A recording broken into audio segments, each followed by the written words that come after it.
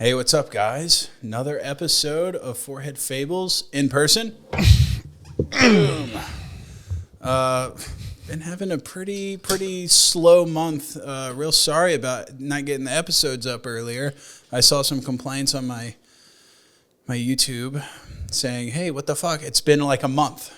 And we thought, guys, would you rather have a shitty Discord episode on time, or would you rather wait and get something awesome like me and Poob in the same room? Yeah. And I figured that was the better choice. This camera dies. You'll just see that we're at the same table. Yeah. But you'll know that we're here together. That's the important part, is That'll knowing be that we're really together. cool. Because the chemistry is better when we're together. Even though off camera we were just fighting like 5 minutes ago. And it got physical a little bit, but yeah, we're good. There's no struggles off scene or anything. Bitch.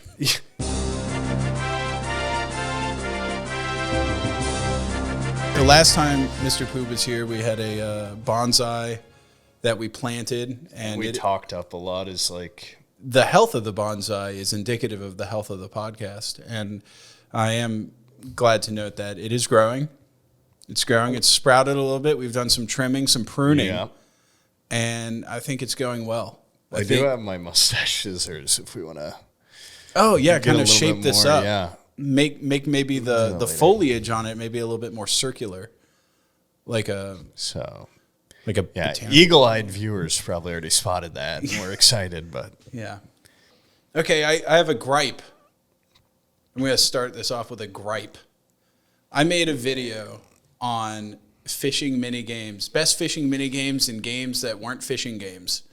So like, Far Cry having good fishing and stuff. Rust. Video sucked. All right, they did not do well view wise. I keep like coming up with these ideas for videos. I'm like, this is gonna be a banger idea, and then I come out with the video and I realized I have like scattered my audience into so many different directions. Turns out the people that are into guinea pigs getting cooked aren't the same people that are into fishing minigame videos, aren't the same people that are into Project Zomboid serial killer videos, aren't the people that are into whatever else I make. And anyways, I made the fishing minigame video the next week. I saw that. Who was it? Hold on. Is it IGN or? IGN came out with... PC Gamer came out with an article titled "Fishing Mini Games Are the Worst, and I'm Not Afraid to Say It." And I'm like, okay, that's fine. That's just vaguely adjacent. Yeah. Kind of weird that you hit it the same week that my thing came out. And then Suspicious. And then IGN came out with what non-fishing game has the best fishing mechanics, which is literally what mine was. And I've realized that like there's been arguments that real journalism's dead. Because there's really no, like, incentive to being a real journalist. You know, like those movies where it's like, I'm a journalist, I have to get the truth out. The Rorschach types are gone. No trench coats. No trench coats, no spy cameras following around CEOs, titans of industry, acting like you're an intern, stealing paperwork, publishing stuff. All that's gone. Yeah. They don't send people out in the field anymore. Like they don't have a real reporter playing the game. They've gone down to the point where I am technically a reporter because they turn to me like I'm Reuters, like I'm AP News. Did they reference you? No, they didn't even fucking say my name. Piss me off. Be coincidence then. Yeah. So anyways, PC Gamer, IGN, if I see one of your employees, it's on site, okay? Better not have any employee badges. I'm going to do vicious things. Yeah. You can't threaten violence, but are wedgies violence? If there's any lawyers in the audience, go ahead and write in. Tell me, is that violence? Is using a fake hammer violence? Yeah. Is it fake violence? Is going, hey, I think you pooped on your shirt, and when they look down, I uppercut them until their fucking nose is broken. Is that violence? Pulling their canines out. Pulling their eyelids down like they're shutters. Yeah. You know, is stuff like that assault? That's what I want to know. What's cartoon violence? What's real life violence? Yeah. You know, if you have a good enough reason, sometimes they give you a break. Like somebody killed your kid, then you kill them. It's like, what, a crime of passion or something. Yeah. Where's that line like with plagiarism. A crime of funny. No, I thought you were talking about a crime of funny. Yeah, yeah. For Like example, if the crime is funny enough. Yeah, like when I Like opened up the PO box, I was telling you guys yesterday. That guy sent in. That guy sent in my shorts are a right fucking now. full plywood box with a big compressed spring in it with a boxing glove. So when I opened the lid, it would punch me in the face. The box was made with, I think it was like 1/2-inch plywood, and the lid was completely bowed from the amount of force. I think he used like a suspension, like a car suspension spring, fully compressed. It's like hundreds of pounds of torque. Probably tear right through the boxing glove. Yeah, and just, I don't know, kill you. No, it would have been like a Dragon Ball Z punch where it goes like through my chest and there's a boxing glove out my back. And funny. I feel like there might be a crime there in terms of like sending that through USPS. Like, what if the mailman like accidentally, like the latch popped and it punched his fucking kidney or something and he died? And like, you wouldn't be responsible, right? No, the guy building it might be. But I feel like if he goes to court and goes like, come on, it's like the classic open the box, it punches you in the face prank. I didn't know it was going to kill a guy. It's like classic. Yeah, I feel, yes, I knowingly did it. But it's not because of like a religious reason. It's not like I'm spreading anthrax. I'm trying to just punch a guy in the face with an incredibly powerful spring. Like, hit a guy in the foot with a mallet. That's not going to kill him, but it also shouldn't be assault. Yeah. If your intention's for the lump to go all the way up his foot to the top of his head somehow. I have seen a video where a guy put down a rake and tried to do the rake thing, and he stepped on it and just went through his foot. Yeah, I mean, that's not even a crime to That's anyone. even funnier, yeah. I think. Self-inflicted. Yeah, it's even That funnier is funnier than because stepping on a rake. he was probably so scared of the handle coming up. He was so like ready. Yeah. Yeah, but anyways, I'm just kind of irritated about the whole fishing game plagiarism thing. It'd be different. You're gonna fight back? I'm not gonna fight back, but it would be different if that video was like a huge success, like millions and millions. Yeah, it kind of makes me feel the same way about like the Skyrim AI, like talking to animals thing, because that video did not do well at all. It went viral on Instagram, Reddit. Yeah, Twitter, went viral everywhere except for the video itself. My YouTube page. Yeah, and I did see that I got some gunners out there, as they say. There was a guy that posted clips of it on Twitter, and there was a lot of people that were like, "Fucking credit Sam, you piece of shit! I'll kill you." I did see that. That was touching. That was touching. I like it when you guys threaten violence on my behalf. That guy replied like 3 times, like, "I posted the video. Isn't that enough?" Like, no. I mean, really, I'm not going to get that bent out of shape about it because it's like, this guy thought something was funny enough that I made that he would share it on his own. Yeah. I feel like that's a compliment in and of itself. Secondly, the entire foundation of my business YouTube channel is a legal gray. I was gonna say a moral gray area, probably that too. Yeah, a little both. It's a legal gray area where it's like I'm just using intellectual property to make a video and monetize it. I don't own Skyrim. I don't own the rights to it. Throwing ads on a Skyrim video, I'm surprised I can make that channel, and like it's been a career, if that makes sense. Yeah. You know what I mean? Yeah. Because I feel like if it wasn't video games, if it was a movie, and I was just like, I'm going to play this movie and just talk about it. If I was a director, I'd be like, this fucking scumbag has taken my movie. He's just talking about it and making a shitload of money. And so, I mean, I'm actually very thankful that game companies have realized it's more of a marketing avenue than anything. I mean, we're talking about using clips from a movie for a video we're going to do tonight. Yeah. It's like, why do it yourself when they do it so good with all those people? Yeah, and like they've got like a bigger budget and like writers, reshoots and stuff, actual directors. I spend all this money on these cameras. Their cameras are way better that they shot that movie with. Yeah, it's like what's the point? I love looking out to just all these cameras around me. Yeah, scary. But that's all right when I burp? Yeah. Yeah. I bet you hear it in this mic too. You're gonna have to really fuck with the audio on this one. Have you ever recommended a game to someone and then they don't like it and it's like humiliating? Yeah, I mean it's like I mean, it's happened a lot more with movies or books and stuff. Like, it always sucks. It's like you're burying your soul. Yeah. And it's already kind of lame to like push a recommendation.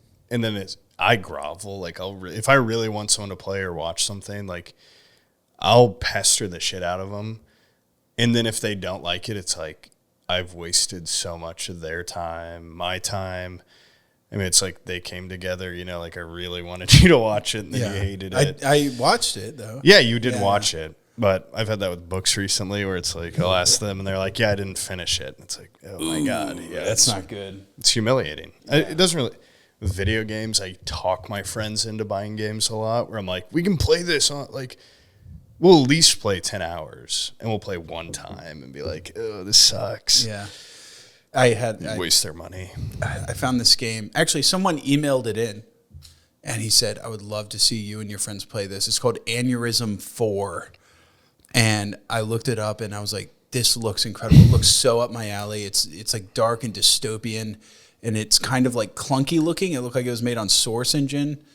And it had people like talking to each other, so it's multiplayer. I was like, this is right up my alley. I could have some goofs with some friends on this. Great video out of this. And so I brought it up to Fungal and my friends on Discord, and Fungal immediately led the opposition to it and was like, Sam, this looks like shit. It looks like a Gmod server. It looks like Dark RP, and you should be ashamed for liking this. I just know exactly what this is. It's garbage.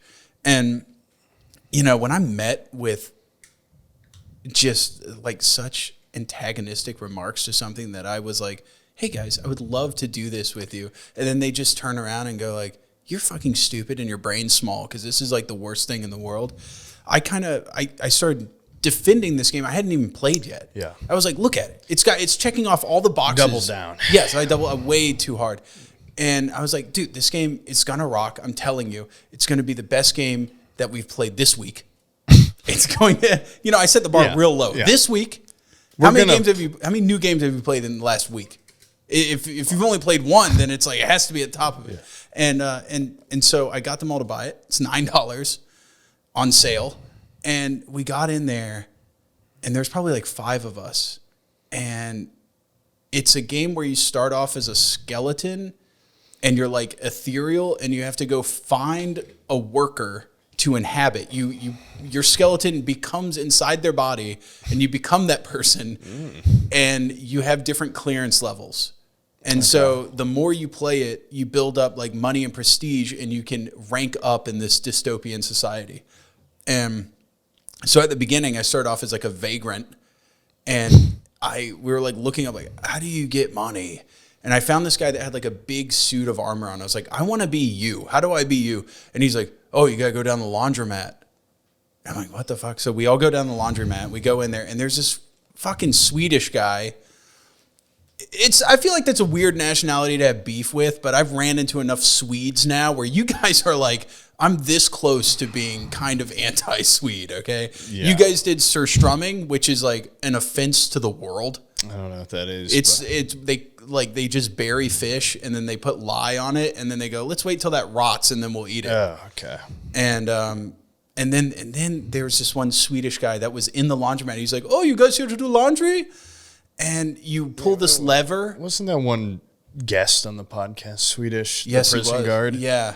Who was like, I have awesome stories to tell you, and they didn't tell us anything. Yeah. Yeah. So strike 3. Strike 3 on the Swedes. You guys need to shape up, okay? I have one of my best friends is Norwegian, and they don't like the Swedes because they're right next to them. And so automatically I'm going to side with him already. So Norwegians are up here. Swedes, kind of down here for me. Are Saabs a Swedish car? Maybe. Because then you get 1 point back for me. Oh, you like Saabs? Swedish Fish, too. Swedish Fish are some of the weakest gummy-related candies out there. That's fair, but Punch. But they're still out there. The Sour Punch straws. Yeah, I mean, any sour candy. Like the best. A sour gummy is going to beat a regular gummy every time, okay? I'm talking pure base gummy. I'm going to have to go piss again in a second. Dude, having those burps live is so awesome. They're so much louder than I ever imagined. Crystal Clear, the world's oldest brewery, Crystal Wesbier, brewed under the purity law of 1516. Thank God. These twists? No, but I do have a bottle opener. Abby, by the way, the guy that sent this in, this is a handmade bottle opener. They made it's beautiful. It's gorgeous. It's got like 4 different wood types on it. Abby opened up upstairs in the kitchen. We have a bar area. She opened up the drawer and spilt a big thing of like coffee syrup into the drawer and got like all this stuff in there wet. And then so she took it and she was like, oh, fuck. So she threw it all in the sink and then just filled it up with water. And like, it's wood. This is like multiple layers of beautifully, like the one of the very final thin sheet of wood on the side here, like started separating. And I was like, I'm sorry. This is like one of the nicest things that has ever been sent into the P.O. box. I just have to take it downstairs to just make sure it stays in good form. You've disrespected it. So I'm really sorry, guy, but don't worry. It's in good hands now. What is this? I don't know. It's called Waheistafaner Crystal Weissbier. Crystal Clear. Store dark and keep cool. Have you done those 2 things? No, I haven't. It's a good size. Mm-hmm. Odd. Yeah. That one's odd. Yeah, I would just it's This is like a beer that you would drink after you've already had some and you'd be more tastes happy. like ham or something almost. The aftertaste is a little hammy. That's good. It is kind of hammy in a way. Yeah. Thanks. Thank you for this. I almost got a really good beer, but then you wanted a matching one. So I had to get this one. Okay, so Since 1040. Okay, and I do need to actually go back a little bit. You like walked away in the middle of my fucking Aneurysm 4 segment. Sorry. Kind of pissed me off in like the most insane way, but Sorry. it's fine. I won't take it out on you later once the cameras are off. I needed some air. I needed to get my beads. Yeah. The kids are treating him like fucking royalty. I don't even exist in this house anymore. The amount of pictures that have been drawn for him, and he came back from upstairs with a necklace and some bracelets that they made for him. Mr. Poob written on it. Pretty cool. Fuck. I'll be cool again once you leave. But anyways, Aneurysm 4, we go to the laundromat. I totally left right when you were talking. I thought it was over. But, No. The Swedish guy, as soon as we walk into the laundromat in Aneurysm 4, we've become these street urchins basically looking for a job, trying to get money. We go into the laundromat. He goes, oh, you're here to do laundry? Cool. And there's like a big lever on the wall that you can pull it, and every once in a while it'll drop down dirty laundry. And you take the laundry and you physically pick it up and you put it into the washing machine, and then you have to wait there like an asshole until it finishes, and then you pull that laundry out and you move it over to the dryer. Like real laundry. And then you wait like an asshole talking with people. And the whole time the Swedish guy's sitting in the corner like, oh, you guys knew? Yeah. And I'm like, yeah, we're just starting out doing laundry, getting money. He's like, it's a good way to make money. It's a good way. So is this an MMO or something? Like all these are real people? These are real people. Okay. And it's basically Dark RP. Fungal was absolutely right. It's basically like a Gmod server, but a game. I don't know what Dark RP is. It's like a Gmod role play thing. Okay. And then once it finishes drawing, you have to bring it to the central table where you fold. The second I waited for both these stupid machines to go, the second I put down my clothes to fold them, he very quickly, the Swedish guy, folded my laundry for me and deposited it into the folded laundry basket where he collected the money. Oh. This guy preys on the very most fragile people on the server. And he's probably complaining like, oh, why doesn't anybody play this game? Gee, I don't fucking know. Maybe because you're an asshole that waits at the very bottom rung of society, and you it's like stealing money from homeless people. It's like pickpocketing a homeless person. Worse. Yeah. Because it's virtual. And do you think he was in league with the guy outside? That was like... No, I think that guy was legitimately just like, yeah, dude, this is where you make money. And then he probably should have warned us. Some people will take your laundry and fold it for you. And the Swedish guy... The worst crime I could imagine. I think I'm overthinking this. He works at the laundromat, or he was just hanging out? He's just doing the same thing we're doing, just washing laundry. Waiting for you. Waiting for us to try to fold, because he's like, I've done this 1,000 times. I can fold it faster than he can. You would so do that to people, though. Well, yeah. If he wasn't there, if there was no... Like, if he wasn't there, of course, I would be the guy that would be like, you guys here to do laundry? Let me help. Yeah, I'll help you.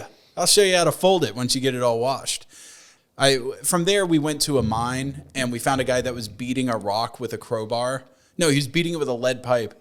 And he was much nicer. I was like, hey, dude, what are you doing? He's like, hey, guys, I folded enough laundry to be able to ford this pipe. And if we beat these rocks together, we will be able to make some money.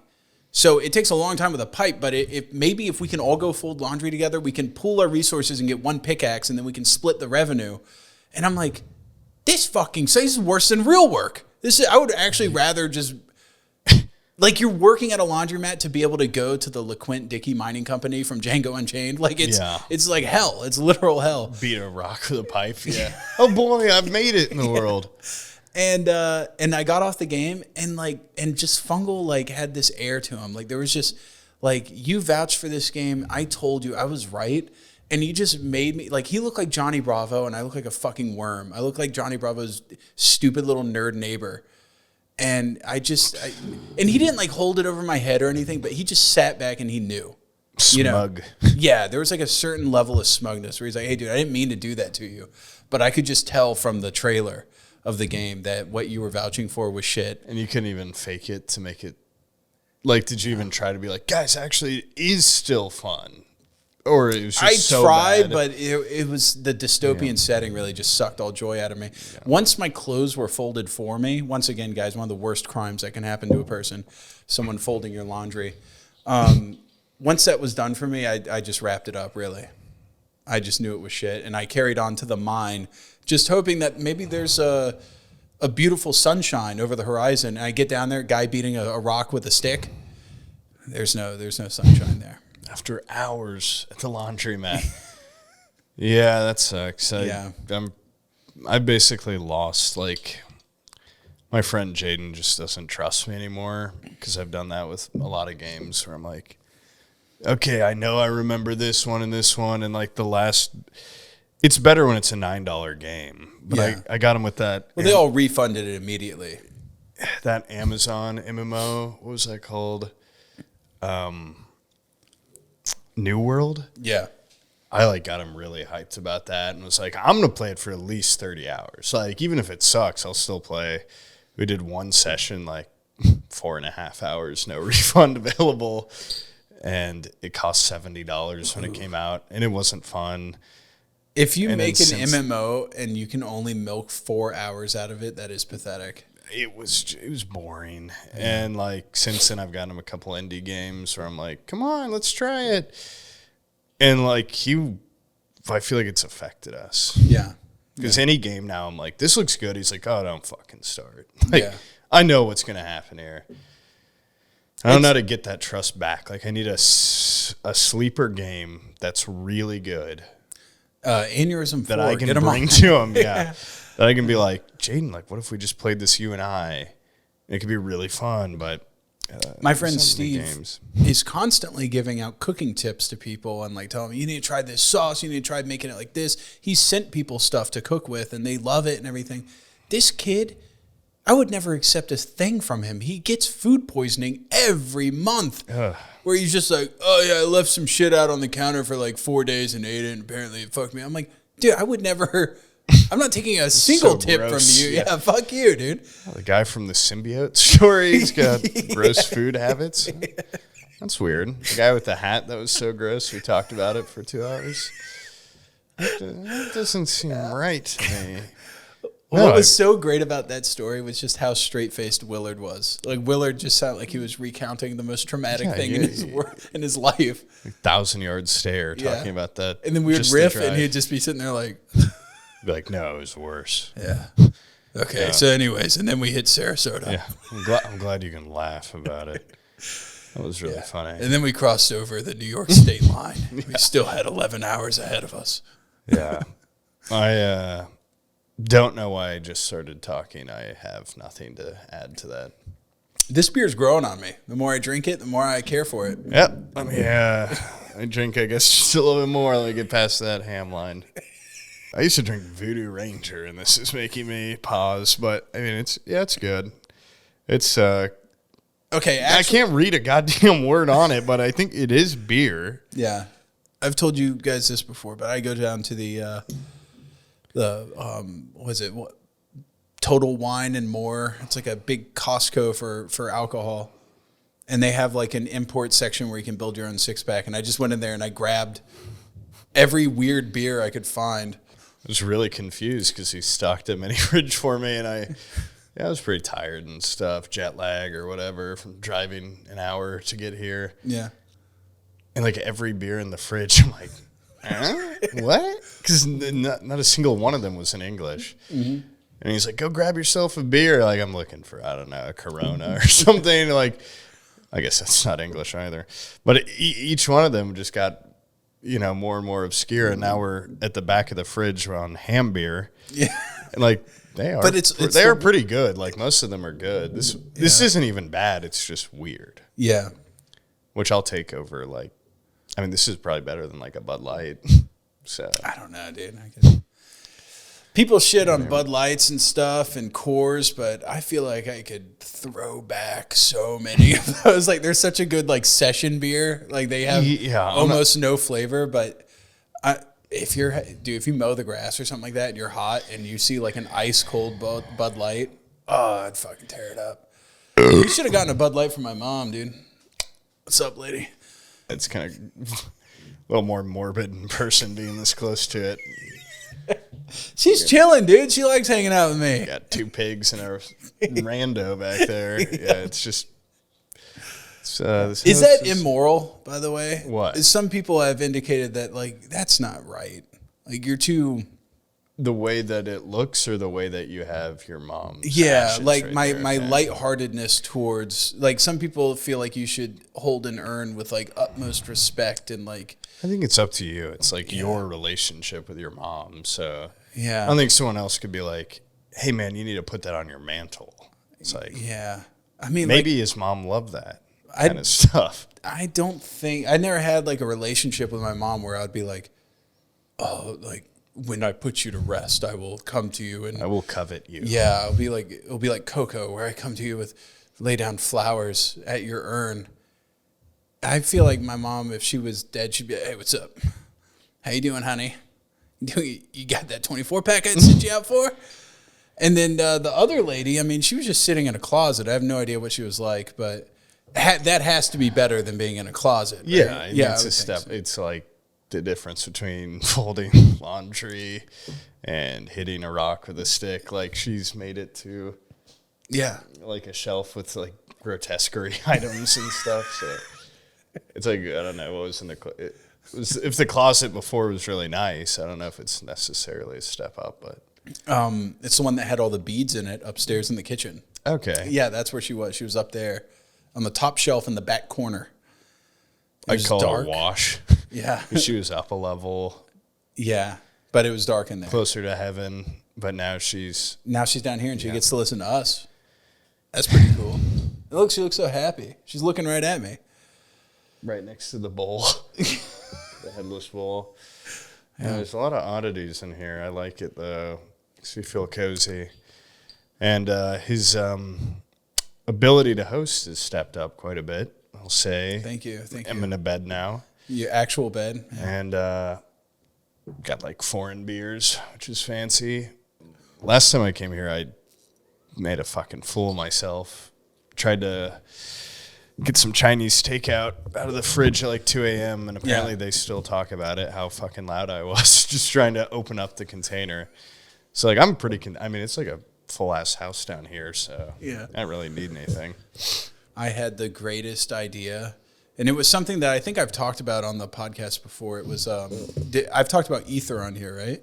Yeah. Yeah, I had a big ether segment where I was like, oh my God, I need to find ether. For if in case you guys haven't seen it, I basically figured out that there was a drug that was very popular in 1800s Ireland called ether, and they would take it and like they would sniff it. Sometimes if you were a gentleman, you'd put it on a rag, and you'd sniff it, which classy stuff. I think I would kind of have it maybe on a handkerchief, and I'd pull it out and act like I'm coughing into it, but in reality, I'd be like, yeah. And sometimes they would drink it. I found out the method of drinking it too, because it smells like rocket fuel. They're like, first you take a big swig of cold water and you put it in your tummy so that it has something to land in when it gets down there. It's a jumping pad for the ether. And then you swish a lot of water in your mouth. To make jumping pads all over the mouth. Yeah.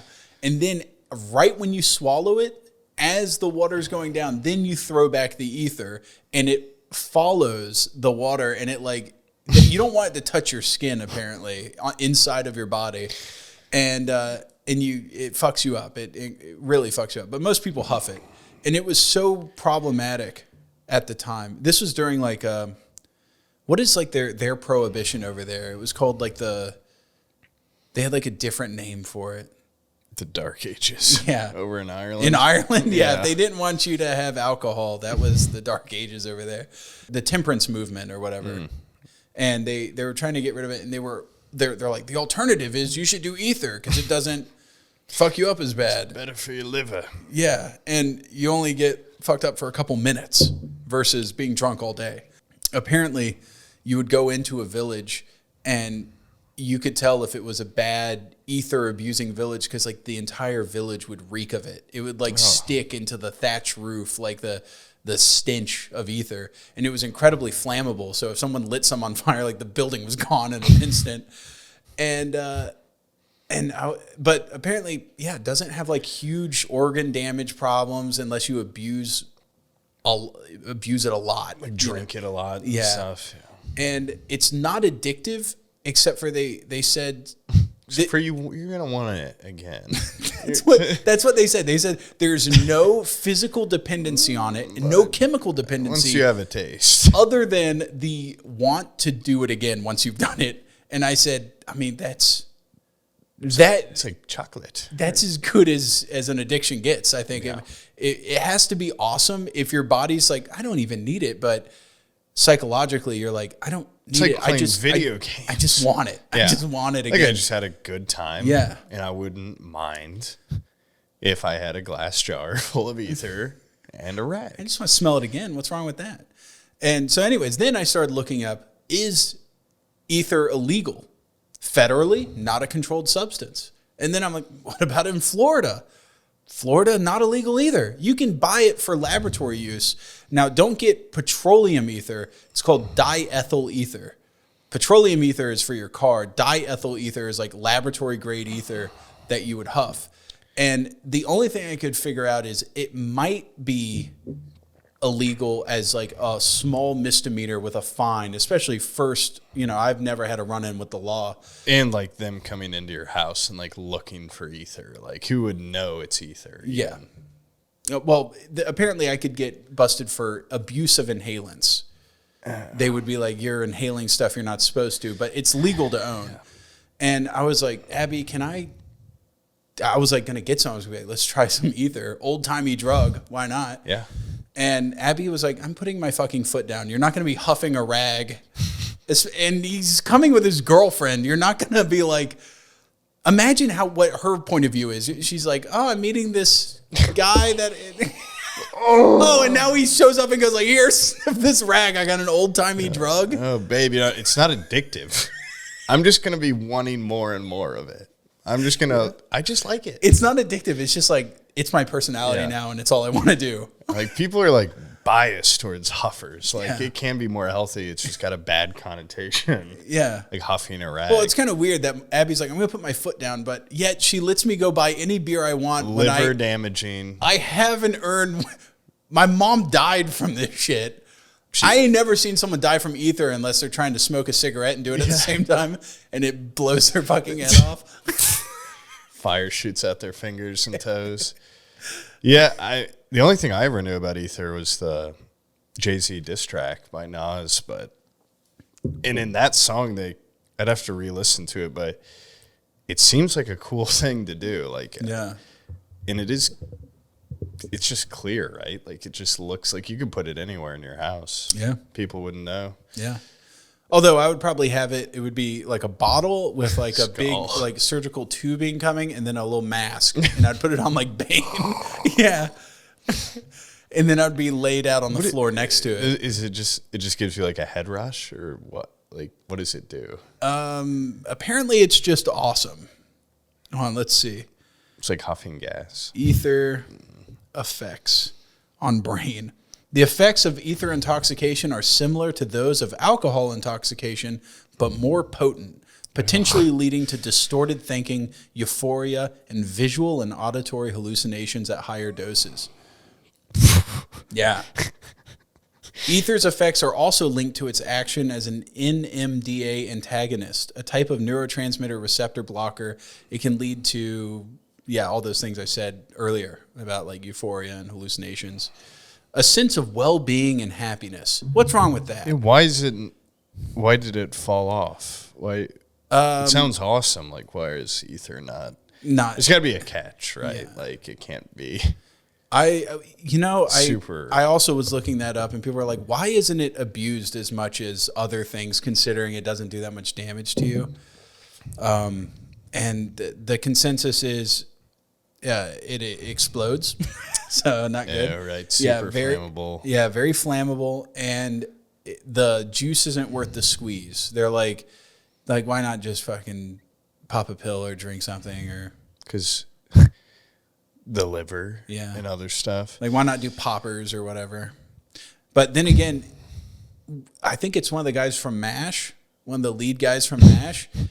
He did poppers. I thought poppers were harmless, except for they make your butthole wide. And but apparently he was on Viagra and he was doing poppers, and he told his wife, he was like, I'm going to try to have the best orgasm ever. And so he had Viagra, and he did a bunch of poppers, and apparently it can fuck with your heart. Poppers do. Oh. They give you like arrhythmia or something like that. And so and Viagra is bad for your heart. He had a heart attack and died. So never heard of anybody doing ether and having a heart attack and dying. Just burning down their thatch village. Like, never heard of anyone doing ether. But yeah, it's true. Yeah. Viagra kills a lot of old men. Throw some poppers in. Have you ever done Viagra? No, I've done poppers. Oh yeah. It didn't. Oh, we make an awesome pair if I start taking Viagra and you start taking butthole loosening poppers. Yeah. How can we combine these two things? And then throw an ether rag in the middle? Yeah. Honey, the ether made me do it. Abby, why'd you let me get this ether? Yeah, we can make a room stink. It was apparently so prolific. It was like there were stories of kids would go to grab groceries for the family. Apparently that was really common. Like, so you send like your 8-year-old, 10-year-old to go grab like a loaf of bread and some little things to bring home. And the grocers would give the kids, here's a little ether for the ride home, sonny. And they'd be like, "Oh, fucking ether, yeah." And then they would get home all fucked up. I'm a Peaky Blinder. Yeah. Oh, fucking hell, man. Yeah. And there's stories of like people traveling to Ireland, and they're like, there's just like 10-year-old kids strung out on the sidewalk, fucked up on ether. You can smell it. The whole town reeks of it. And I mean, if a whole town can get not a non-addictive substance can take over an entire town, has to be good. Or addictive secretly. Yeah, either or. But, you know, there was some people in the comments that were saying, Sam has like drug-seeking behavior. You do, yeah, I mean, you like are one of the only people I've ever met that like actively like looks for new things to get hooked on. Not hooked on. Just try. Yeah. No, which I think is more understandable. But like even, I don't know. I remember with like Zens and stuff. You're like, I just want to see. Yeah. Which it's like most people would be like, don't try it because you might get addicted. I didn't like nicotine. Did nothing for me. It made my forehead feel fuzzy and like there was crackliness. And then it kind of made me sick to my stomach a little bit and a little bit nauseous. And I was like, what's the, you always see people like scientists and stuff. They're like, I got to pull an all-nighter, crack this code. I'm going to smoke cigarettes and drink coffee. I feel like, no. Like I felt no mental sharpness, no enhanced acuity. Yeah. With nicotine. I feel like that's a sham. I think that's a lie. I don't know. I felt it. Happy definitely at least has tricked himself into feeling it. Because really? He started doing like, at his new job, he like got himself hooked on Zens just because he's like, I need the boost. Yeah. And he like drink a cup of coffee and then pop like Zens. But I think it basically started, it was also like spiking his anxiety. And I think I don't need that. He had like a heart hurting after a while because he was drinking so much coffee and doing so many Zens. Jesus. So, I mean, it's not worth it. Yeah. But Ether sounds like it's got none of those drawbacks. Yeah, Ether just sounds like a big winner, besides the stink. But And it's like, how bad's, does it would you smell rather like weed? have like liver toxicity or stink? I think I'd rather have stink. Do you like sweat out the stink? Or like it permeates your body. Mm. Yeah, you just kind of smell like it, and apparently like it's in your sinuses and olfactory for a while. Oh yeah, I'm kind of glad you didn't buy it because I definitely would have tried it, and then I'd just we're going out on a double date later, and we're just like stink like dead fuel. You got any of that ether with you? You got that Pass rag? the rag. Yeah. We were sharing a napkin in the restaurant. I got a little spaghetti. These guys are eating like animals. Yeah. Intentionally putting food on my face. Oh, yeah. Yeah, but like, I think she's kind of put her foot down on my journey, though. She's like, you know what? So far, you haven't shown any addictive behaviors. Like, my battery ran out on my weed vape, and I just didn't smoke for like a week. It didn't bother me. I could still sleep fine. I did kava for a while, and I was like, I don't get it. You'd be like a great person to try like heroin. Or something, because it's like they feel so good, but then you're like instantly addicted. Nah, I don't want to try that. There's some things that like I don't want to risk, you know, because like heroin, like people go from. Have you ever seen like Soft White Underbelly? No, it's a YouTube channel where this guy like goes and interviews like people that are just vagrants, and they ask them their life story. The amount of people I've seen that are like, I used to own 3 companies, big ass house, had a vacation home, had a perfect family, tried opiates once. And I'm like, okay, dude, that guy, he had it all. That guy could probably get hooked to ether, though. You're like stronger. You can't lose weight. Okay, like willpower's not that strong. Yeah, but you didn't get addicted to working out. Yeah, that's true. That's the only thing that happened.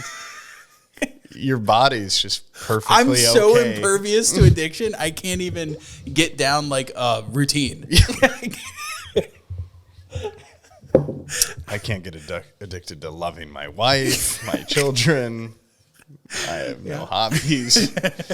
I don't own a car anymore. You weren't addicted to your car like so many people are. My phone broke like fucking 2 weeks ago. You're free. Yeah. I mean, of course I want to try heroin just to see, but not on like my body, but yeah. I've actually heard people that are like ex-addicts talking about their experience on opiates or heroin, and they make it seem like it might be the best thing ever. Like I've never heard, you never hear like a cokehead go like, oh man, let me tell you about doing a line of coke.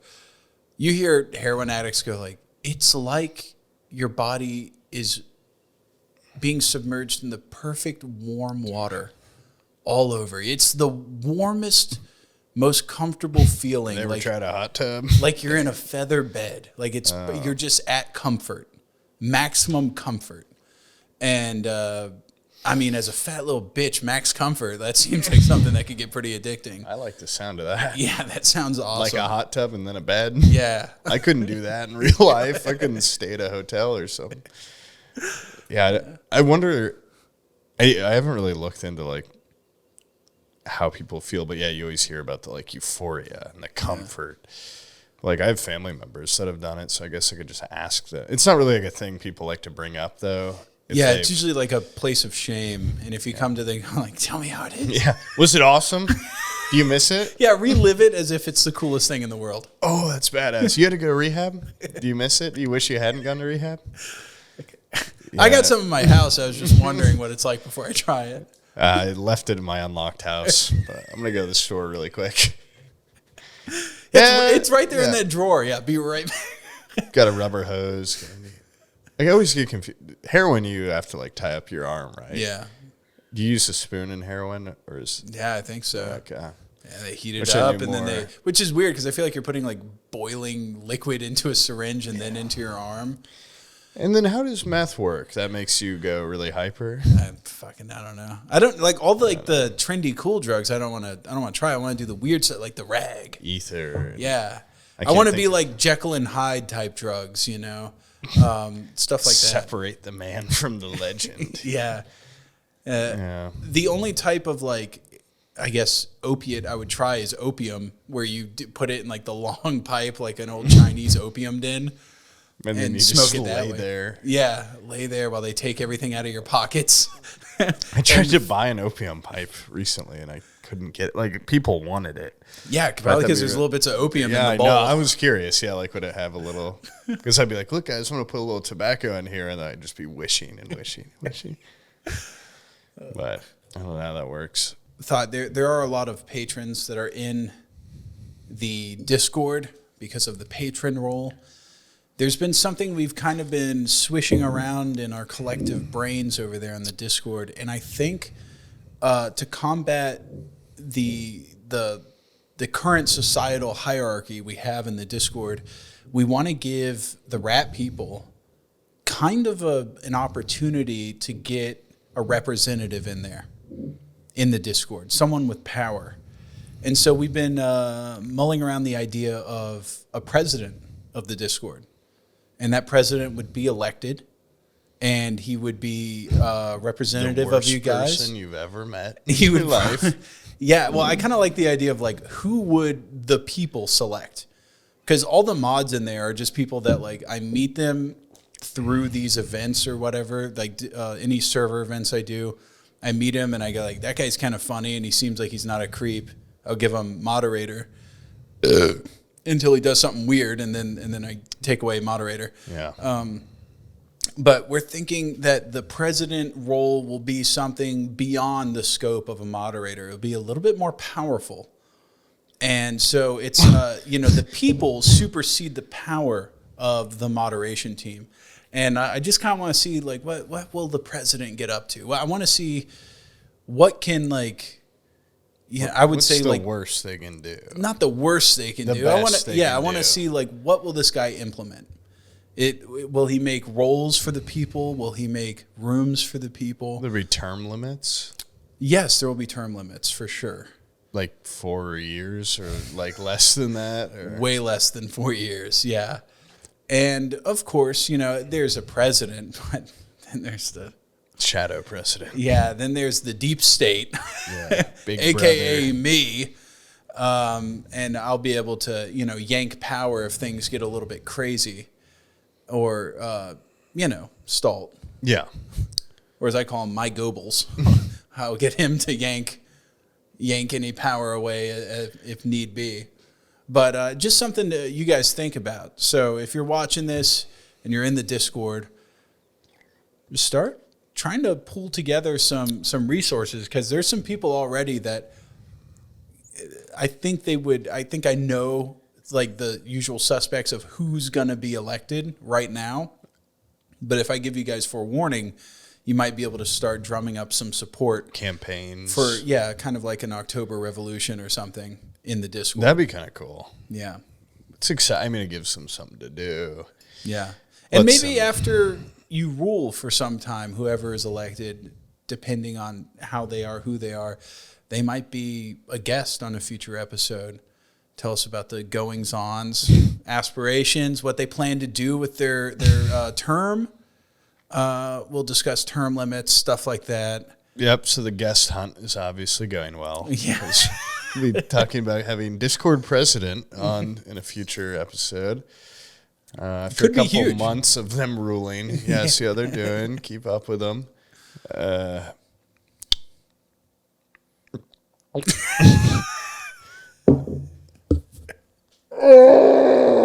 What right now you're mentally, emotionally, you're low, your confidence low.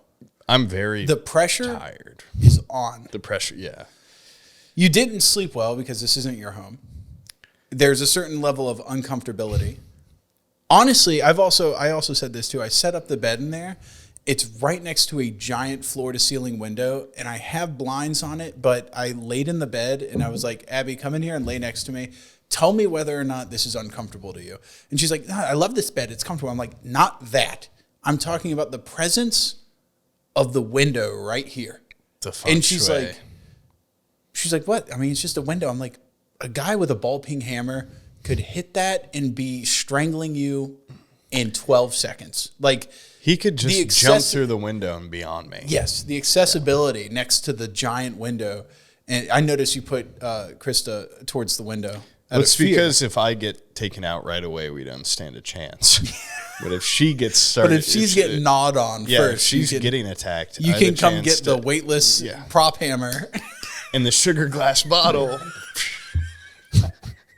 Watch this, guys. Bow, bow, bow, bow. That's a funny bit. Hey, we got one.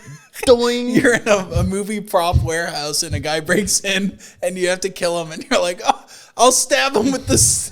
Oh, fuck, it's a stab-proof knife. I'll hit him with the hammer. Oh, it's a foam hammer. I'll crack the bottle over his head. Oh, fuck. Guy looks like Jason Voorhees just walking through all of it. That's awesome. This pipe wrench. This pipe wrench, I'll do it. This Eric wrote in again. Oh, jeez. Yeah, he wrote in. He said, thank you for reading my email. I was truly astonished that you read it on an episode of the podcast. I was also astonished that you read my name out loud. So now the whole community knows I like this podcast and they know my name. You sealed that my parasocial relationship between the three of us. I will ensure that a long time after I'm dead, that my funds will continue to support the Patreon. Guys, I think we said this last time, but now we're going to drive home the idea that you guys need to be more like this Eric guy. Okay? Did we say his full name last time or something? Probably. Oh, boy. This is also my pathetic attempt to now get my email read again on the podcast because I'm an addict now. Also, when I say not every episode is great, I mean it in an endearing way. Like how even the best shows of all time have bad episodes. Okay, this guy might be a little delusional, but thank you, Eric. That's To P. Sam, really proud of you for letting your family know what you do. It was a big step for you. I didn't. And I know you failed. You failed in the thing he's talking about. It was a big step for you, and I know it was nerve-wracking, but you did it, and it's done with. As someone with anxiety of every little thing I do, I understand your hesitation to tell your family. Also, I want to let you know that I understand, and I'm sure many of the viewers do, your laziness. Yes, you have a dream job and pretty good life, but a lot of people in our generation suffer from the same motivation issues. Even on your hardest days, just be proud you've made it this far. That's so sad that, like, the biggest uplifting part of that's like, I'm so proud of you for telling your dad and started this episode. I'm too scared. I didn't do it. I can't. Also, I know you're a lazy piece of shit, but at least you did that much. Well, okay. Oh, Eric. Yeah. I love our weekly Eric segment where we read his email.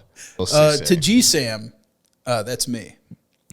Just want to let you know that you claim to put out slop content, but I failed to find anything in recent history. You put out lots of great content. Watch every video.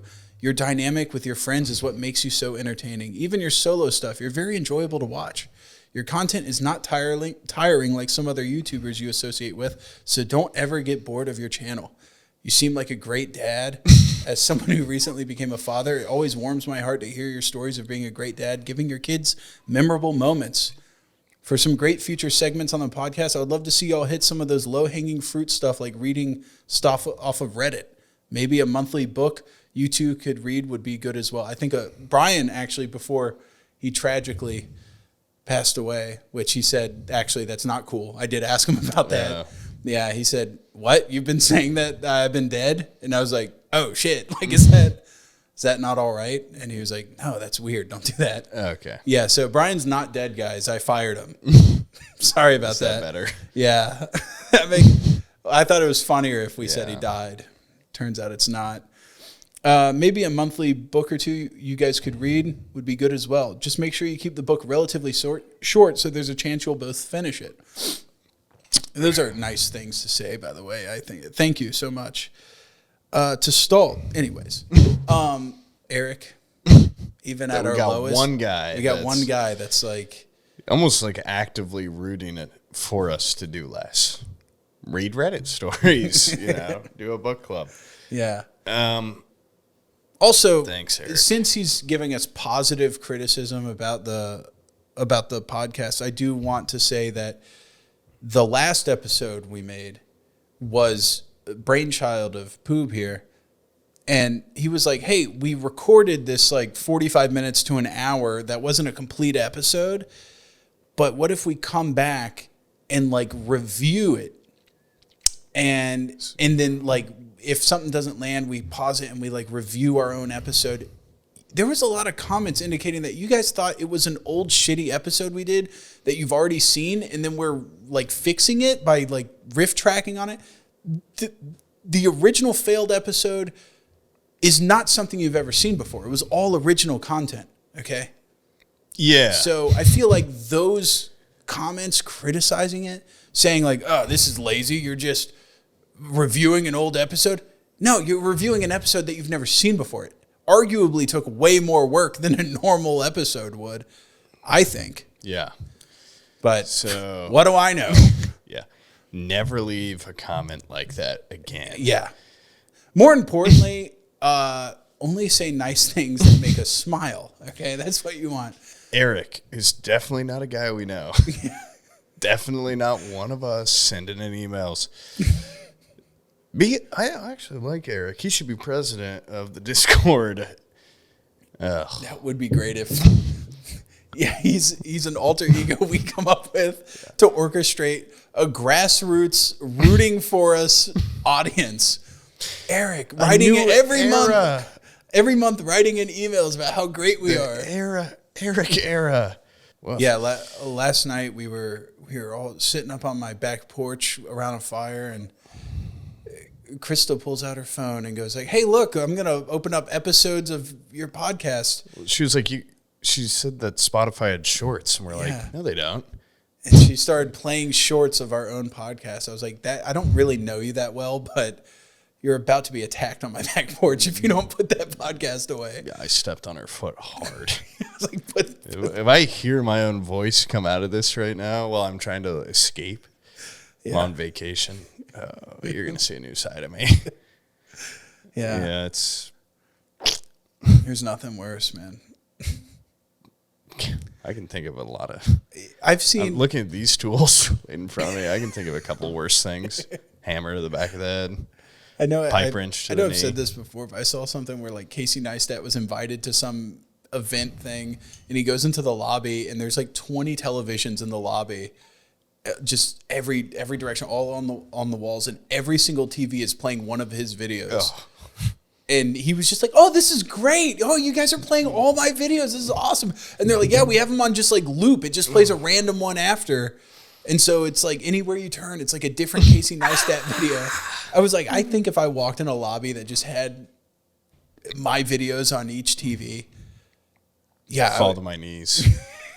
Yeah, I don't even have enough videos to fill that many TVs. I'd see Spider-Man video, my one Tarkov video. I'd go, no. It would be like this cosmic horror animes where like someone sees Cthulhu and their eyes like blow up and flames come shooting out of their eye sockets. Yeah, I would lose my mind. They'd have to put me in a straitjacket to pull me out of there. Yeah, if you put Eric in that room, he'd be like, "Oh my god!" Start levitating. Eric, you simp, you bitch. Just kidding. Now, Eric would be my safe space, I think. Yeah. If I saw that and I scanned the room and Eric was there with his arms open, going like, with a big trench coat, and he said, like, just crawl in here. I'll cocoon you from the nice shame. In here. It's warm in here. Yeah. I'd crawl in there. I just imagine Eric's a big, strong guy. Carry me away in his arms. Oh my God. Both of us breastfeeding like those Roman brothers up the she-wolf. Yeah. And together, you know what? With your positive affirmations, I think we can make something of this. This thing's going to be huge. We're going to be like Talk Tua, but not so good at blowjobs. We're going to be like Joe Rogan, but not so good at blowjobs. Yeah. But yeah. Fuck you, Joe Rogan. Yeah, we're going to be like Tim Dillon, but not fat and gay. Just one of us fat. But fat and gay. You separated it into two people. That's funny. Yeah. Have you like actually sat down and like watched competing podcasts? Like competing? I don't think that's our competition, dude. Yeah, I think there's like actual podcasters and then like those us, people like $1 million Spotify deals. Our competition. Yeah, we're just happy Spotify allows us on the platform and doesn't. I don't think it'd be good for me to look at our competition because a man call a piece. What's that for? Like. From playing marbles. I found that down in the Lego box, and I was like, and I was like, you know what? The last time I saw one of those was in Boob's car. I don't even remember. I don't know how to play man call anymore. Like there is like they float around my life though. Yeah, I find them a lot.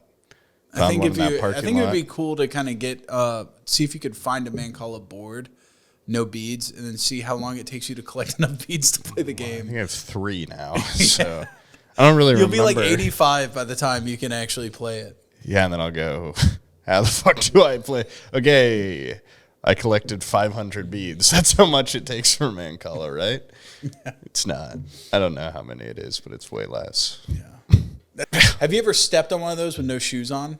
Like on a hard floor? I can't imagine it hurts that bad because it's on like your flat heel, on the bottom. On your heel, it would kill. Okay, yeah, maybe. I was going to say it'd hurt less than a regular marble. Like it's like it's like a pretty flat. Like I don't know. I can't imagine it's too bad.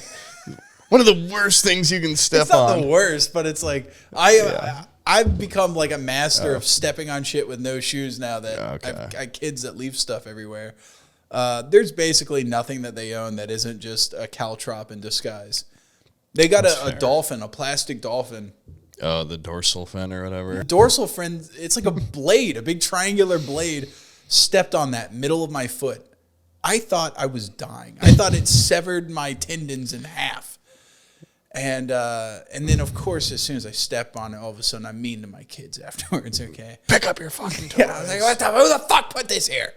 Yeah, on the beach, I stepped on a couple of those spiky little balls. Oh, yeah. Those hurt. What, gumballs?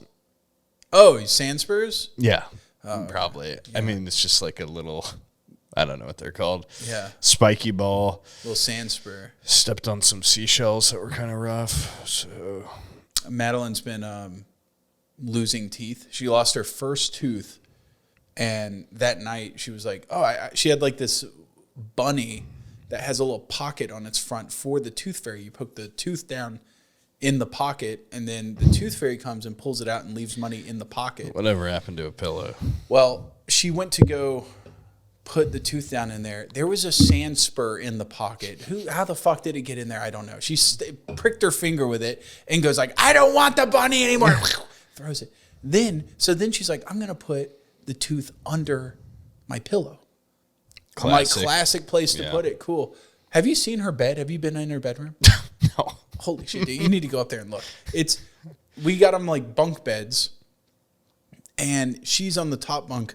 If you're a parent, by the way, and you have 2 kids, don't get like a nice bunk bed because chances are it's going to be for not a long period of time that they're going to be in it. So we got them the IKEA bunk bed. It's like $400. And it comes, I think it comes with the mattresses. But then there's also these things that attach onto it. And she's got like this big aquarium, like tube thing that goes over her top bunk.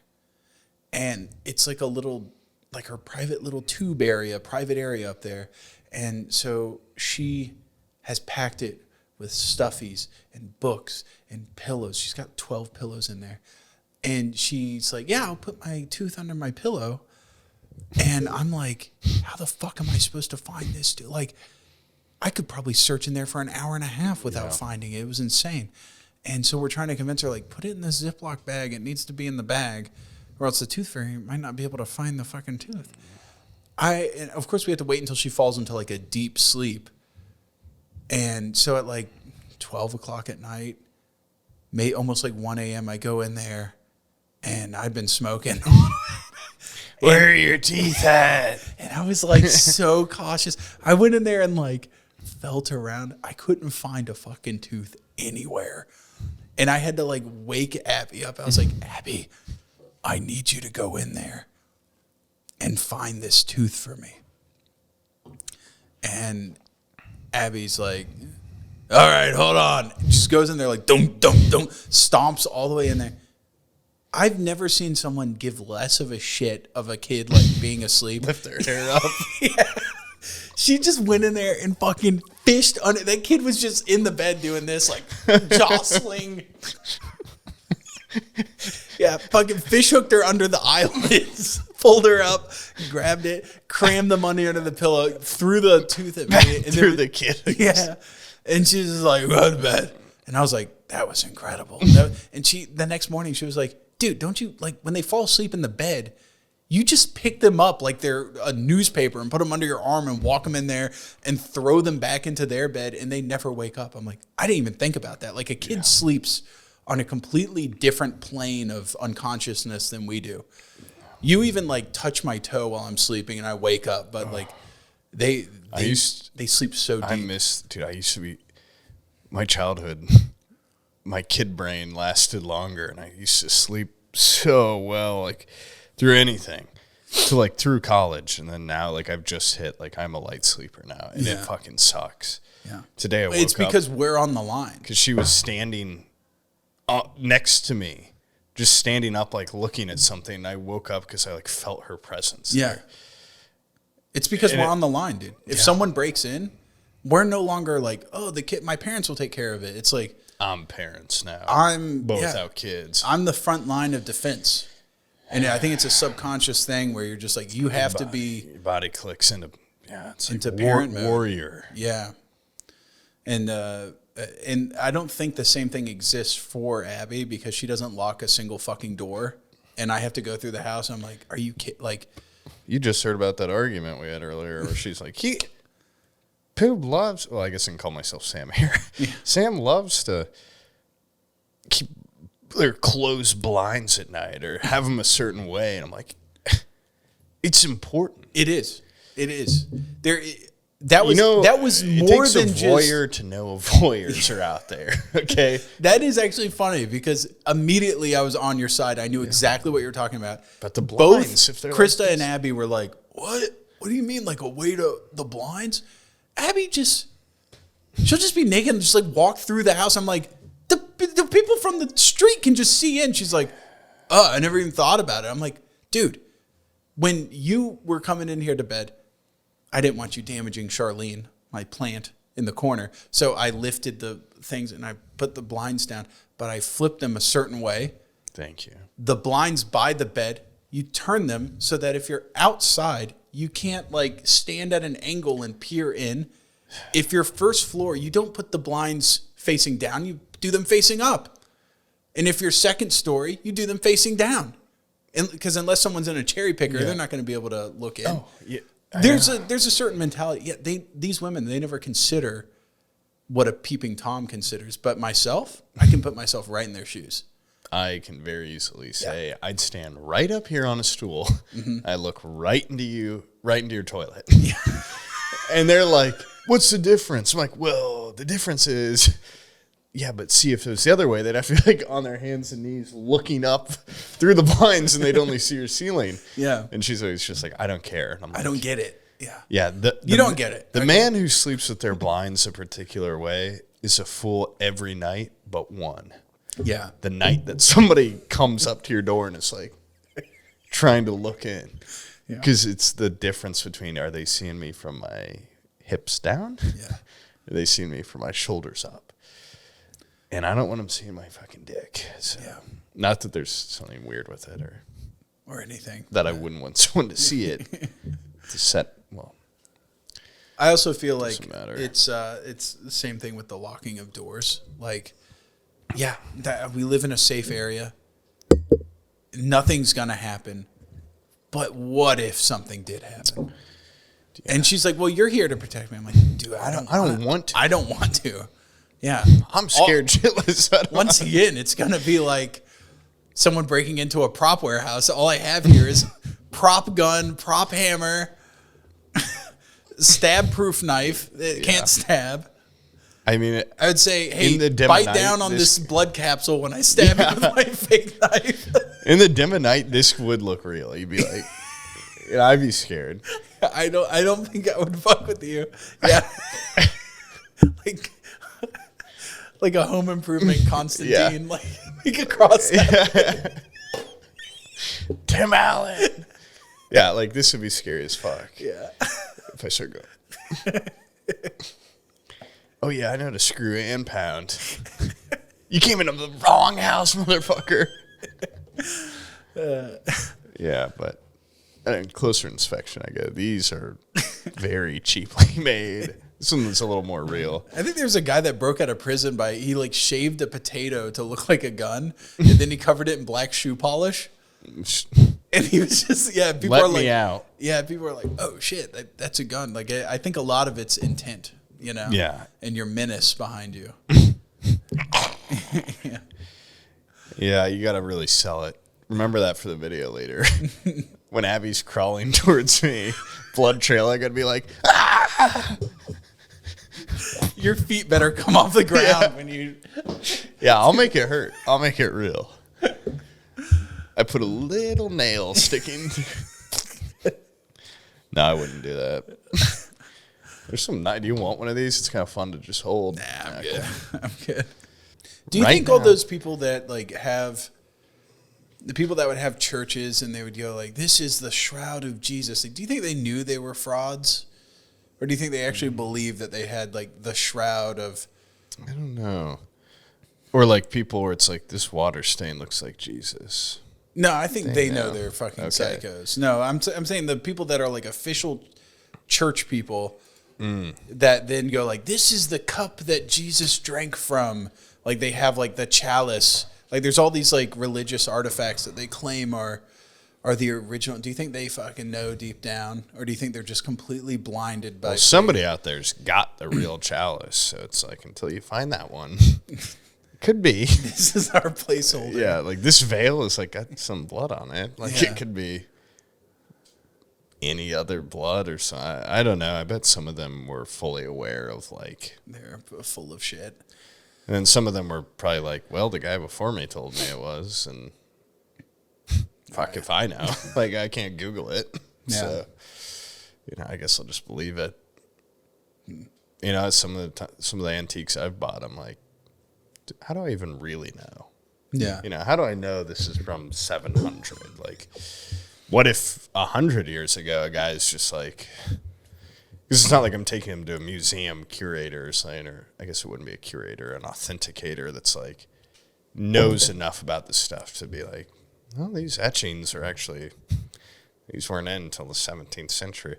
Blah, blah, blah. You get what I'm saying? Like, a lot of that stuff, it's just like, how the fuck do you even... Or when I was going to buy that Knight's helmet, not going to buy it. When I wanted to buy it, I literally spent like 5 hours looking through like websites because they're listing it as an authentic 14th century Knight's helmet.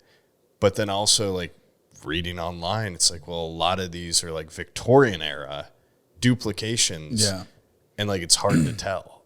And then so I was going through like literally like hundreds of pictures being like, oh, well, the markings on this one, like that hammering style, I don't know.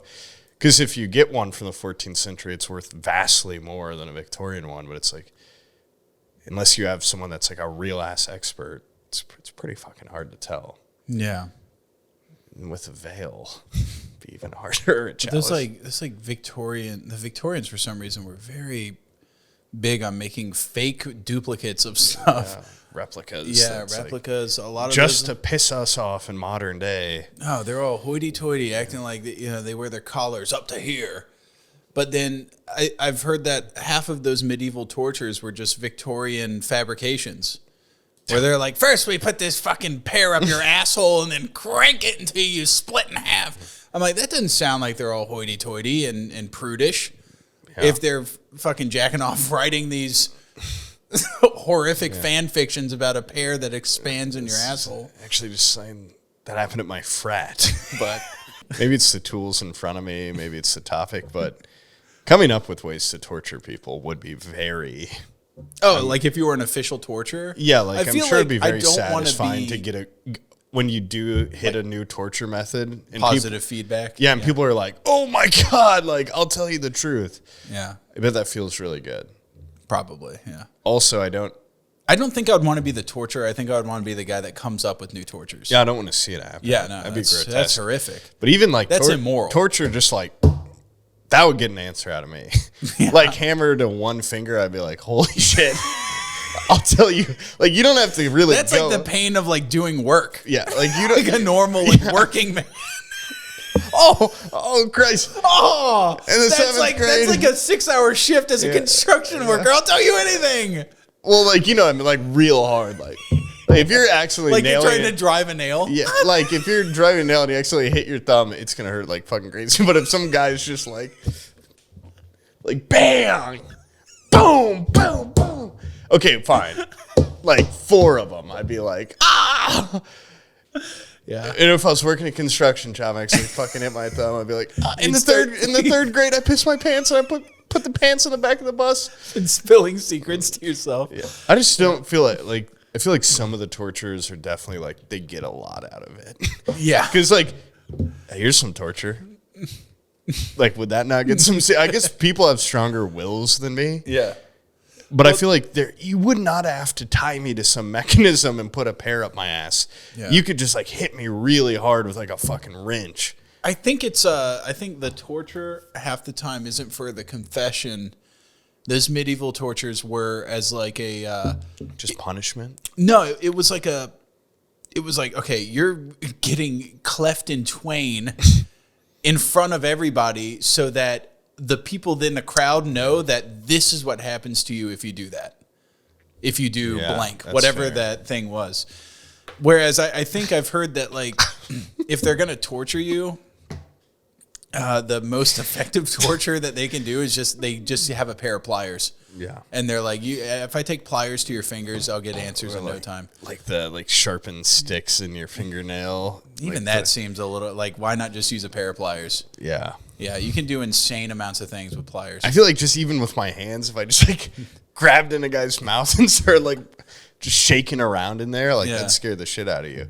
I actually, back when I played on Xbox, I knew a guy that was, he was in the military, and then his friend was a guy that was like an interrogator in Afghanistan. And you got to believe him because you played probably Halo 2 or 3 with them or something. And he was like, actually, we don't torture. What we do is we put them in, because he's like, we found out that doesn't, you get answers, but you don't get correct answers. Yeah. So what you want to do is you have the facility itself is the torture. You, when you walk in the door, are the savior. So the place is like, they'll keep the place at like 65 degrees Fahrenheit with no blanket. No, they won't have like a comfy 65 degrees Fahrenheit. Isn't that much? But if you're just sitting inside of a place, like inside of a jail cell that's just concrete, like it gets cold. Okay. You'll get uncomfortably cold. Yeah. Not to the point where you're going to get hypothermia and die. But I mean, it's like what I keep my house at. Like, yeah, but you have clothes on. These people are just wearing like a short sleeve shirt. And it gets cold if you're just sitting there long enough. Okay, fine. Make it 10 degrees colder. Jesus Christ, 54 degrees. Get me out of here. Get me out of here. They're not trying to kill him. What he just goes in there and talks to him. Like, hey, man, and like, I'm just here to get information. Chilly? What? No. That's what I keep my house at. What village are you from? Like, blah, blah, blah. Gets information from him. And then goes like, starts asking questions, like the stuff that's actually important, you know? And then he goes like, hey, I could get you like a blanket or something like that. Are you cold? And the guy's like, Oh, shit. Yeah, no, I'm not. Imagine it 10 degrees colder. Ah! I'll tell you. Anything. I'll tell you anything. Imagine just kind of a chilly, like, spring day. Well, okay, dude. I know, if you're in there for, like, a long-ass They time. can't go in there and just beat them with hammers, okay? There's, like, international laws or what have you. Well, yeah, I feel like you could go a little colder. Yeah. Or a little hotter. Yeah. Well, they go in there. They're basically like the savior. Like, oh, I'll get you a more comfortable bed. I'll get you. Oh, are you hungry? Good cop, bad place. Yeah, exactly. And he brings you blankets. He brings you blah, blah, blah. And all of a sudden, he's like your confidant. Psychologically. Yeah. He's like, oh, this is a good guy. He's bringing me things to make my stay more hospitable. These aren't like bad people. These are good people in a place that is not great. You know, I got the one good guy. God forbid I piss him off. I could get a bad cop in a bad place. That'd be horrific. And he's like, we found we get answers almost all the time. And aren't you slightly uncomfortable in this room? Oh my God, this room is not room temperature. It's not the perfect room. I say that because like if it's like 68 degrees down here in this basement and I sit still at my computer editing, I'm like, I get kind of cold. I go like, I'd give up like all the secrets of my like military. I'm cold, dude. Fuck. I just lowered that by 3 degrees, and I thought that's a good temperature to say. I didn't think you were going to pick apart the entire story. They bring you into this horrible place. It's like 65 degrees. Well, they're not going to make it like a walk-in freezer. The guy will die if they don't bring him a blanket. I know, but like 48 degrees or so. I don't know, like 65 is like my ideal temperature. I'd be like, oh my God, it's so hot out there in the desert. Like, thank God I'm in this air-conditioned room that's like a very pleasant. And they're like, do you want a blanket? I'd be like, fuck no. But if you know those tricks going into it, that's what we should teach them. Yeah. Because then they'd be like, here's a blanket. And you'd be like, fuck you. And then what? They can't hit you with a hammer. Well, we've seen I would say our military still did shit blanket. where it's I like, would want a TV too, and then I would just keep asking for stuff. Skate 4 playtest. Yeah. Have you played that, by the way? No. It is. Oh, I played in an earlier state, and I've heard it's gotten better. Okay. I don't know how much I'm allowed to say. Wait, I've signed an NDA. Yeah. So I can't show footage. I can talk about it though, right? Is it specifically non-footage? It's just good things. I'm sure if I was like people making the game, they wouldn't. Guys, I'm having fun. Okay. No, you said too much. Don't sue me. I'm having fun on the Skate 4 game. There's a lot of parkour. Oh, I'm gonna get hit with a hammer. I want to talk more about torture. But go on. These tools. What can I do with these tools? The Skate 4 execs are like, okay, all it takes is a 65-degree room, and a blanket. Sign this NDA. No. We'll bring you a blanket. Lay out all these tools and then a thermostat and slowly turn it to 65. Oh, you're enjoying that 70 degrees? Do that one. Take that one. Put the pear up my ass. I don't care. Yeah. Legally, we can't anymore. Even though there's some pictures online that will tell you that we are very much doing worse things. Yeah. Oh, yeah, like Guantanamo Bay, where they just, like, blast them with Rage Against the Machine for hours. The Middle East, where they're, like, shocking them and making them sad. But the weather is something you can't control. You can't make your body get warmer without a blanket. So you can tune out a hammer in the hand. Like one finger, you'd be like, I only got four left on this. That's illegal, dude. Yeah. That's illegal. But like, I didn't even think about that. He talks about he's like, no, we can't do that because of the Geneva Convention. I'm like, I mean, what about all that stuff it came out that they were doing in Guantanamo Bay? Where they're just like stacking them up. Yeah, and, we don't talk about that. Yeah.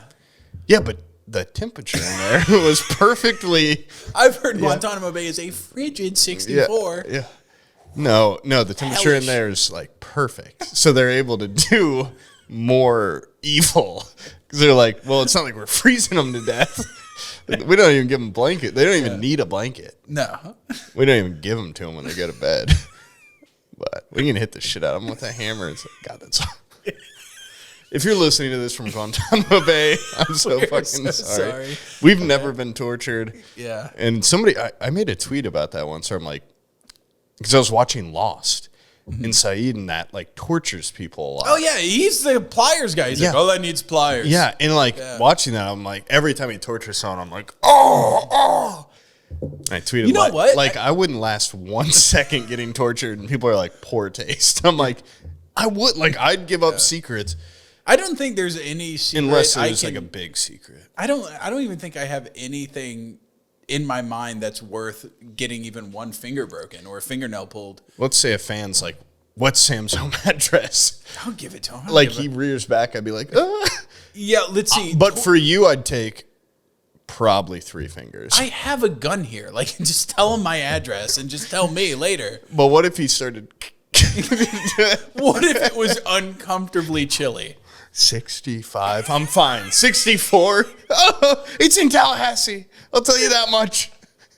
63. Okay. It's in the Northeast. Okay, I'll give you the layout. I'll tell you the weak points. Tell you where the cameras are, where they're not. But yeah, Saeed like made me really think about getting you know what? tortured. I'm starting to think, is that known from what I've seen of like a person talking about modern day torture, them only really using like pliers, or is it just from my experience watching Lost? Did he just use pliers? But it's like, it makes sense, right? Like, yeah. You could do it like with pliers, just grab, your cheek, like pinch it really hard. Mm-hmm. And that's like getting off easy. now we're getting into like fingernails. Yeah. We're getting into like your septum, like grabbing that and just like, I don't know. I would never torture someone. Let's get that clear. I think you get really creative with it and do a lot of unorthodox stuff that scare people. Yeah. Like putting your full body weight and hanging onto their ear and like trying to hang from their ear. Tear it off. Yeah. Well, and then they're going to start. That's effective torture. Yeah. And then you talk in the ear and say, "Can you hear me now?" Put it back on their head. Now are you listening? 64. No, but I would. It's like one of those things where it's like I wouldn't do it. I don't want to. I'd be curious what I'd be capable of. Yeah. No, I don't think I would ever. I don't think I would ever torture anybody. No, I couldn't torture a fly. Yeah.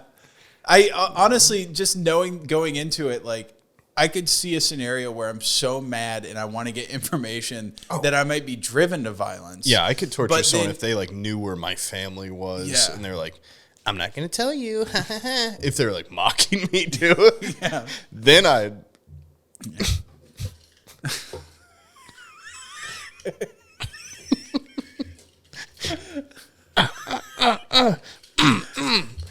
I don't know what I'd do, but I'd probably just grab a gun and be like, "Talk now," and shoot their head off. And then I'd be like, "Oh, I can't imagine. Way too far. I think if I was a person trying to withhold a secret from me, and then they saw me turn around and watch like that Prisoners, I think that's the movie Prisoners, where like Hugh Jackman with a hammer, and I'm sitting there going like, "Okay, do that." I walk in with a hammer, they'd be like, "I'm not telling you shit. I just watched you watch like the most intimidating a person could be." You got this. You got this. You got this.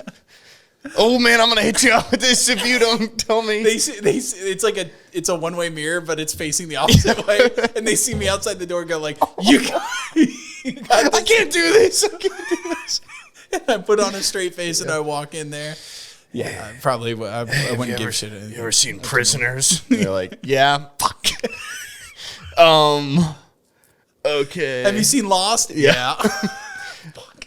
You ever seen that Batman movie where the Joker's got the pencil? No. Okay. You have a pencil. Well, and I killed the guy.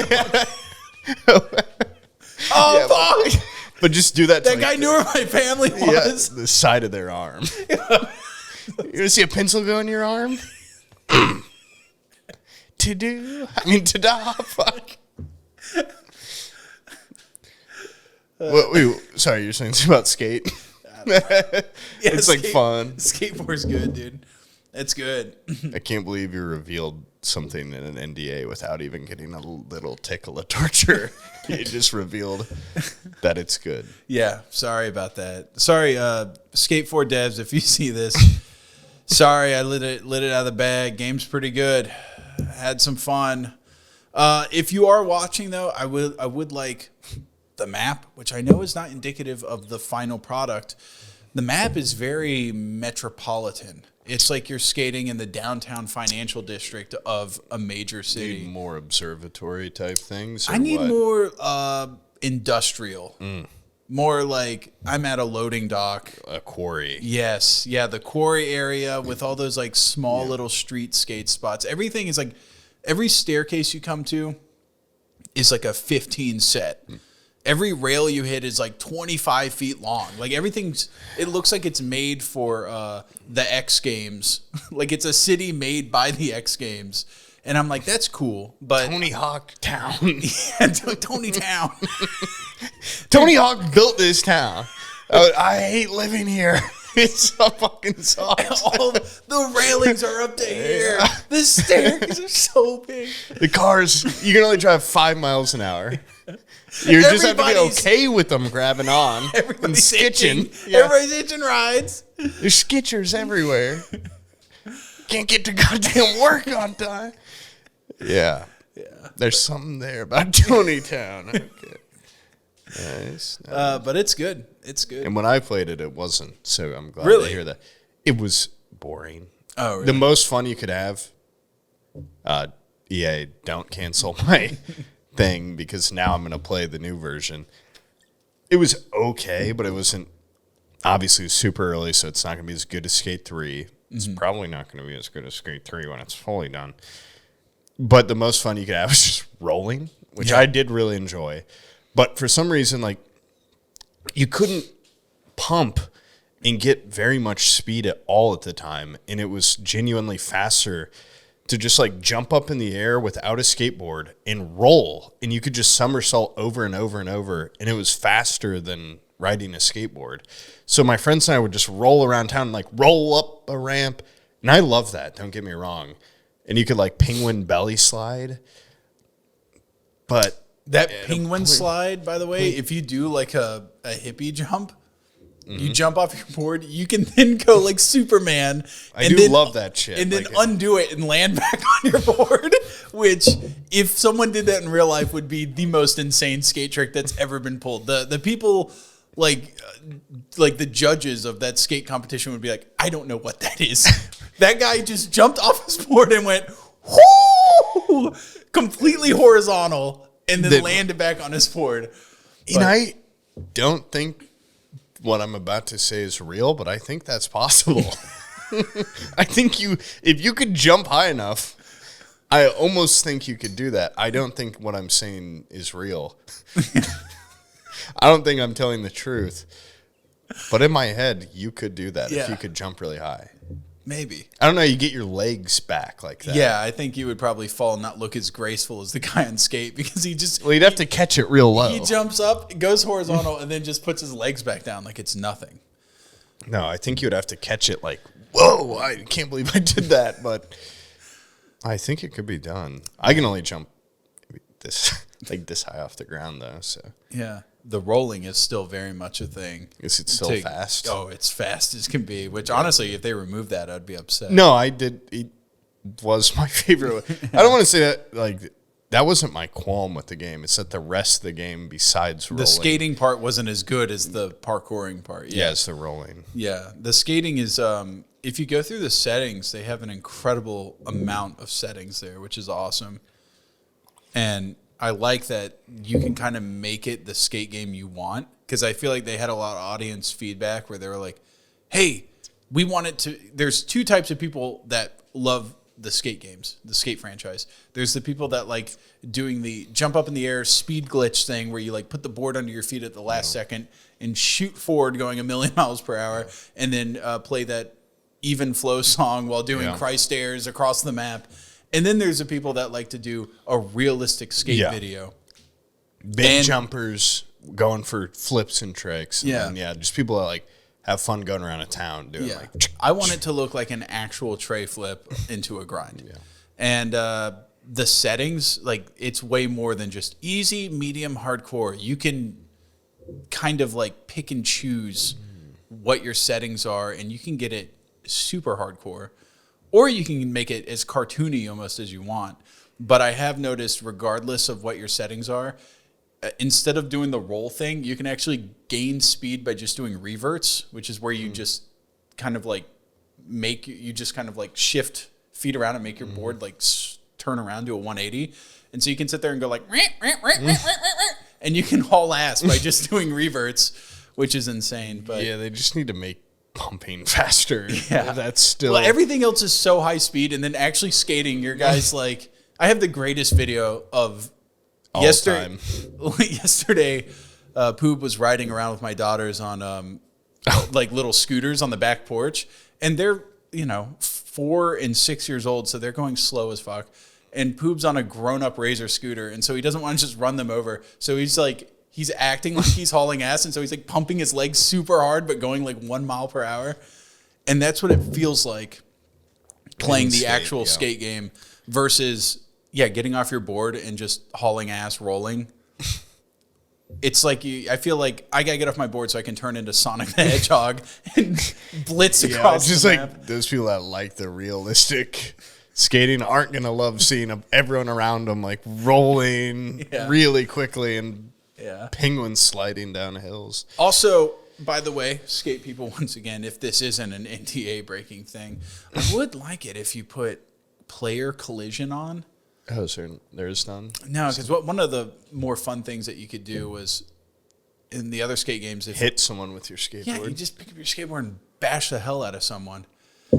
And I've had a problem with when I'm skating, someone will see that I'm skating, and I've dropped in one of the better things you've added is as you do challenges and stuff, they give you more things to unlock.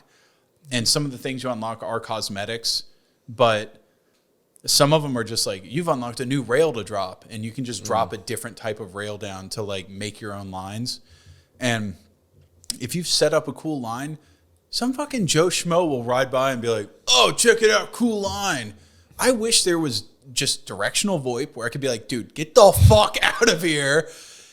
First of all, and second of all, if he doesn't, I want to be able to beat him to death with my skateboard and then go to town on him with some pliers. I think he should. And then I want to make him a little bit uncomfortable. I'm going to make it 65 degrees. And I'll say, it's warmer over there, dude. Yeah. Where the sun's shining. Yeah, get over there. But he used to skateboard and like flip it over to the sandpapery part and rub it on the back of his head really fast. And you're bald now. My hair. And then take the wheels, get him spinning real fast, then put his cheeks up to it. Oh, friction hurts. Yeah, and then like the trucks are like the back of a hammer, and you like put his tongue in it. I could kill a man with any tool. Bottle cap, eat that. Honestly, I think if I ever got into like a fight, the only thing I would want to do in a fight situation, Kill. would be have a friend and do that thing where you get behind them and bend over, and then I push them and they fall backwards. Tabletop. Yeah, because it's like at that point I'm not going to kill them. That's not going to hurt them. Yeah. It makes them. Well, it could. It makes them humiliated. That is the most humiliating thing you can do to someone. Know a guy that died by falling backwards. Like it could kill them over a childhood. No, not over a tabletop, but they were just walking backwards, and he was old. But I'm saying we tabletop an old man. Like I'm not going to get into a fight with like a 75-year-old man and go, "Hey, boob, tabletop this guy." Planted, ready, table down. There you go. What the hell is that behind me? And then you running drop kick him over me. It'd also be really embarrassing if you got tabletopped and the table got really injured. It's like the guy, instead of falling over, just fall like a big fat dude falls right on my back, paralyzes me. Let's tabletop my brother. He lands on your back and you splat like a fucking ketchup bag. Your head literally blows up.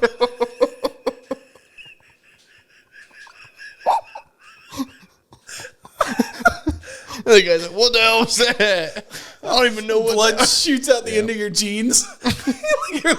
Your feet completely pop out. Oh, let's bring Zach. Get him. Get him, Poop. Okay. Arms through my shoulders. Head flies off. Yeah. Blood flying out the jeans would hurt so bad. My feet flying off. You know how bad that hurt? I mean, I go, oh my God, my secrets. My secrets are. My head would roll away and I'd go, I think I'm ready to talk now.